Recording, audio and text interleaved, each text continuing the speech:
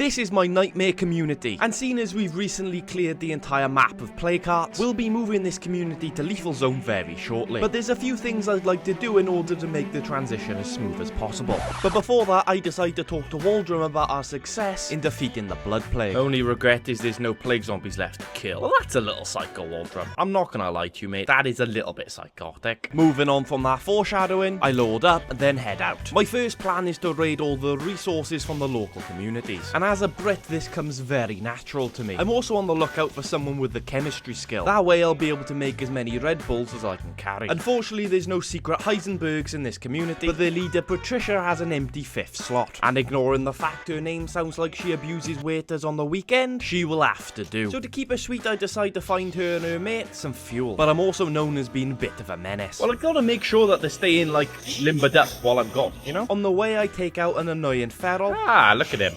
Oopsie. 1 for the lulz and 2 for the incredible amount of influence I gain. Luckily, there's a warehouse in the middle of nowhere that might have a fuel resource. I'm sure that aggressive driving style won't come back to bite me in the arse. I managed to find a rucksack full to the brim with petrol, as well as a collection of other goodies. But as I'm leaving, Red Talon jump on the radio requesting my assistance. And seeing as they're right next door and... Eddie's Red Talon? Of course I'll go and have a look. Talk to Do, the Red Talon agent. That's gonna get confusing, isn't it? Basically, 2 of his mates have got into bit of a pickle, and he needs a man with a certain set of skills dressed in a lizard hoodie. Well, to be honest, the lizard hoodie is optional, but you might as well dress good while you're kicking ass. Alright, you're getting in the back, is it? Alright, okay, yeah, fine, no problem. Didn't know I was a chauffeur, that's all, you know what I mean? Just call me Uber Driver Terry. But everyone knows Uber Driver Terry has the sickest drifts. I rush to their aid, and you'll be surprised to know I'm not packed with a ton of Molotovs. And that just means this entire excursion was actually executed with incredible precision.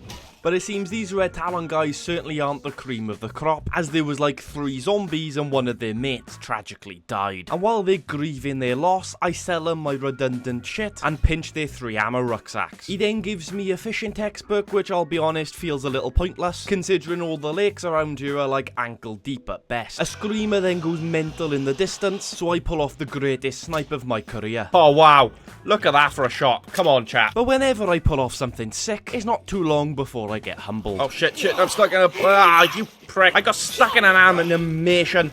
That is the lowest of the low. Shouldn't attack a man while he's down. I then make my way back to the noisy neighbours with a rucksack of petrol. And I absolutely love this drive. Look how pretty that mountain is. When I arrive, I show off how good of a neighbour I am by shooting the former residents in the face. I then give Patricia her fuel, then raid their supply locker, before recruiting Patricia to the cult. Although I probably should have tested her ability out in the field before making the commitment of lifelong cult member. Oh my god, look. She can't even hit a guy point blank. I then offered to give her a lift back to HQ, but it seems she's got other ideas. Well, fair play. That's a woman who's working on herself, you know? At the end of the day, she knows her cardio ain't great, and she wants to join the greatest cult on Earth.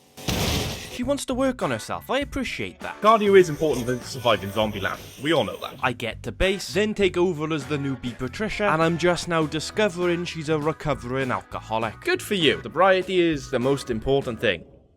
Apparently. I then use my ammo outpost to teach her the chemistry skill. Here we go. And now we have a chemist. That's important for energy drinks. Speaking of energy drinks, I then use my backyard barbecue pit to craft a metric fuckton. How you make a Red Bull on a grill, I have no idea, but at times like this, I figure it's best to not ask questions. Now back to Terry, and it's time to get looting. So I fix up my upgraded van, and we hit the road. And I want to load up with literally as much shit as humanly possible. I'm talking medical supplies so I can make a bulk load of plague cure. I'm talking fuel supplies so I can make a ton of bloater grenades. You're talking literally anything valuable that I can sell to gullible enclaves. Ooh, a set of motorized targets. I also pick up an ammo resource and an assortment of different bullets from whatever the bloody hell that's supposed to be. Look at that, I am just a beast. I also collect the goodies from this auto repair shop that was once claimed by a player cart. I don't exactly know how this big gooey zombified mess manages to get its hands on so many guns, but at the end of the day, this is America. They would sell an AK to a 4-year-old. I also collect fuel for the van, another rucksack of unleaded, but most importantly, a toolkit. Cars in Lethal Zone are arguably the biggest resource, and when you drive as aggressively as I do, they occasionally like to set themselves on fire.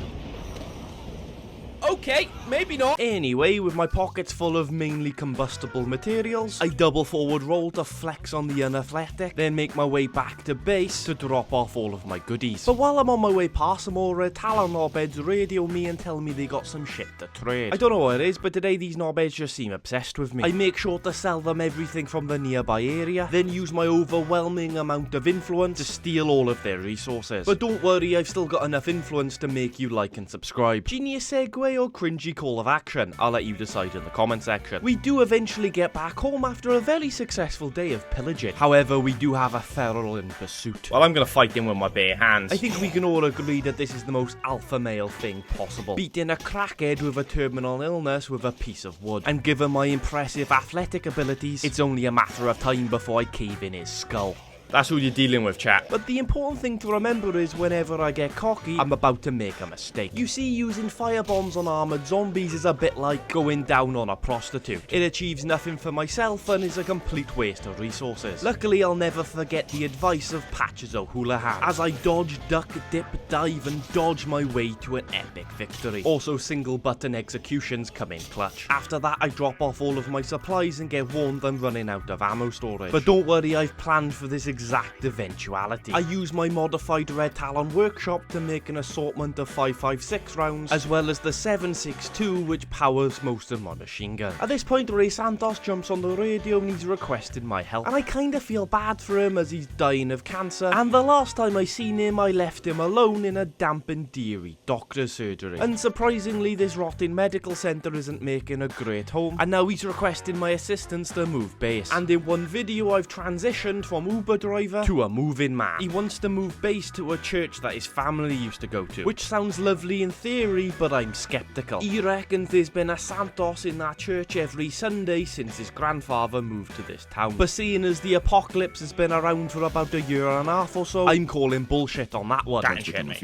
We get to the church, and of all the bloody churches in Trumbull he could have chosen, he wants to make base in the one which has an absolute fuck ton of zombies. And guess which silly bastard forgot all of their explosives? Yeah, I got no flammables, right? But once again, without the flammables, I'm incredibly precise. At the end of the day, there's a reason they call me the zombie slaying John Wick. With that massive horde extinguished, I'm once again able to use my massive load of influence to take advantage of this cancer patient and steal all of his supplies. Maybe I am the bad guy. I head back with my spoils of war, and I've got a visit from Dr. Hoffman and his bee. They want to install Clio at my base, and even though update 33 might have nerfed the Haven device, I'd rather have it and not need it than need it and not have it. I need a large slot to install it, so clear out the auto shop. Isby then warns me it's gonna get loud as fuck, so I should probably arm up before hordes of zombies take over our base. No more waiting. Let's just slay the zombies. As predicted, zombies storm our base, but this cult ain't going anywhere without a fight. I even used this time to perfect my forward roll into a headshot. There he is, a beast. Da, da, da, da. But of course, I do have to save my teammates several times. This is groundbreaking science here! But if I'm being honest with you, I did have one small issue with a napalm grenade. You see, I was expecting it to burst into flames the moment it hit the fence. Oh,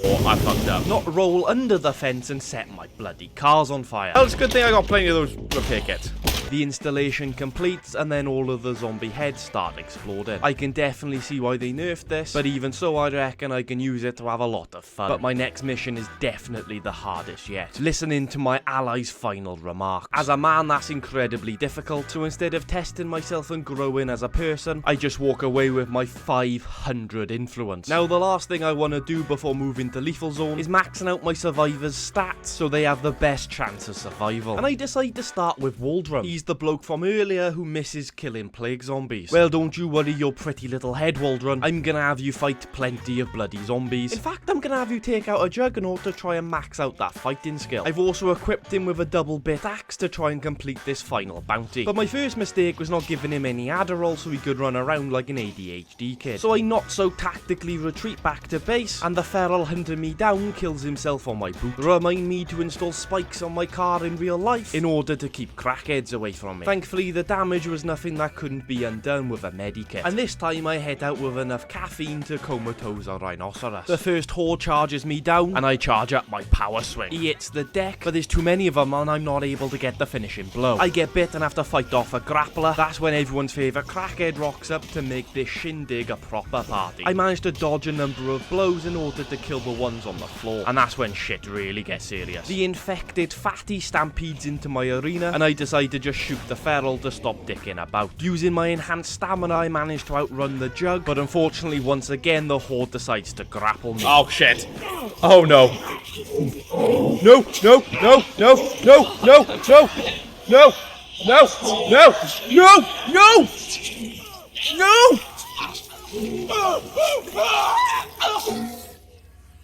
Waldrum! Can I get an RIP Waldrum in the comment section? Maybe I'm not ready for Lethal Zone.